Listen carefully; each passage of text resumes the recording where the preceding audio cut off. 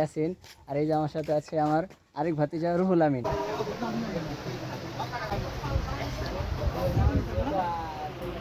আসসালামু আলাইকুম রহমতুল্লাহি ওয়া বারাকাতুহু। স্বাগতম আপনাকে আমার নতুন আরেকটি ব্লগে।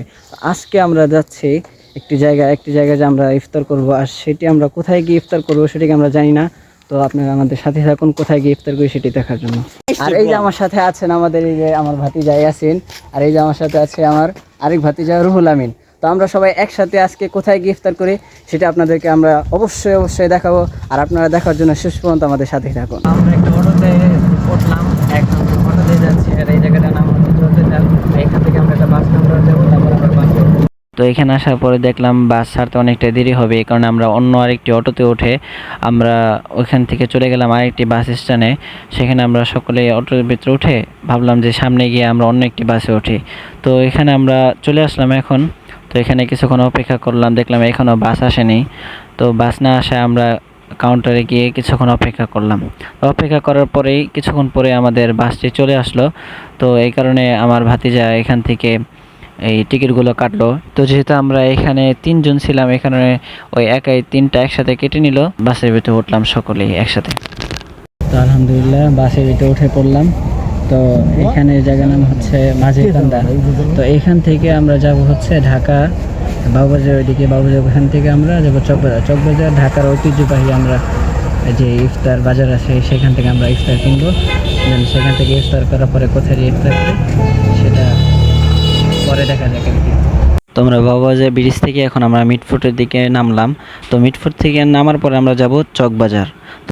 তো এখন আমি চলে আসলাম চকবাজার। আর চকবাজার এটা আমরা জানি সকলেই যে এটা ঐতিহ্যবাহী ইফতার বাজার। এখানে এত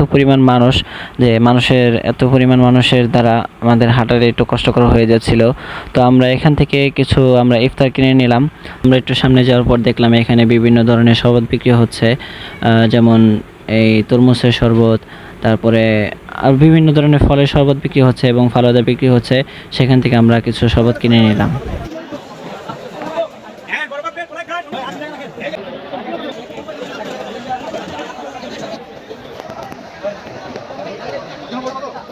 তো আমাদের সব কিছু কিনা শেষ, এখান থেকে কিছু সালাদ নিয়ে আমরা বাইতুল মুকাররমার দিকে চলে যাব। আলহামদুলিল্লাহ আমরা এখানে চলে আসলাম। এটা হচ্ছে বাইতুল মুকাররম। আমরা চকবাজার থেকে এই ইফতার কিনলাম। ইফতার কেনার পরে আমরা আস্তে আস্তে অনেকটা দেরি হয়ে গেছে, এই কারণে আমরা ওই পানি খেয়ে নিয়েছিলাম। তো এখানে আসলে নামাজ পড়লাম, নামাজ পড়ার পরে এখন আমরা একটু বসলাম। তো আমরা যতটুকু ইফতার কিনেছিলাম তো সেগুলো আমরা এখন খেয়ে নিব। খাওয়ার পর দিন আমরা সকলেই মিলে একসাথে চলে যাব।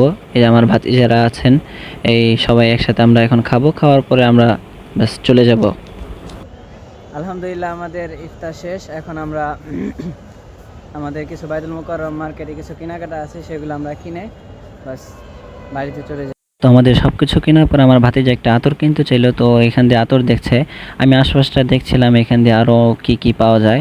তো আমারও একটা টুপি কেনার দরকার ছিল, তো এখান দিয়ে দেখলাম তেমন পছন্দ হলো না আমার। তো আমার ভাতিজা আতর কেনা শেষ, এখন আমরা চলে যাচ্ছি অন্য দিক থেকে টুপি কিনে নেব। আমাদের কেনাকাটা শেষ, এখন আমরা চলে যাব আমাদের বাড়ির দিকে। এখন সামনে আছে বাস কাউন্টার, সেখান থেকে বাস উঠে আমরা চলে যাব ইনশাল্লাহ। তো বাহিরে অনেকটা আওয়াজ হওয়ার কারণে আসলে আমার কথাগুলো তেমন ভালোভাবে বোঝা যাচ্ছিল না। তো আমরা বাসে উঠে পড়ছি, তো অনেক জ্যাম, তো এই কারণে আমার অবস্থা একেবারে খারাপ হয়ে গেছে। তো হেঁটে তারপরে সর্বশেষ বাস পাইছি। তো সামনে অনেক জ্যাম থাকার কারণে আমার আসলে তেমন বাসটা আগাচ্ছিল না। তো আপনারা এখানে দেখতে পাচ্ছেন কি পরিমাণ জ্যাম, আর ঈদের সময় হওয়ার কারণে একটু বেশি জ্যাম ছিল। বাড়িতে চলে আসলাম। আমাদের ইফতার আপনারা দেখছেন যে আমরা কোথায় করছি। তো এখান থেকে আমরা গেলাম চকবাজার থেকে আমরা সব কিছু কিনে বাইতুল মুকাররম আমরা ইফতার করলাম। ইফতার শেষে এখন বাড়িতে চলে আসলাম। তো সবাই ভালো থাকবেন, আমার ব্লগ এই পর্যন্তই। তো সবাই ভালো থাকবেন, আসসালামু আলাইকুম।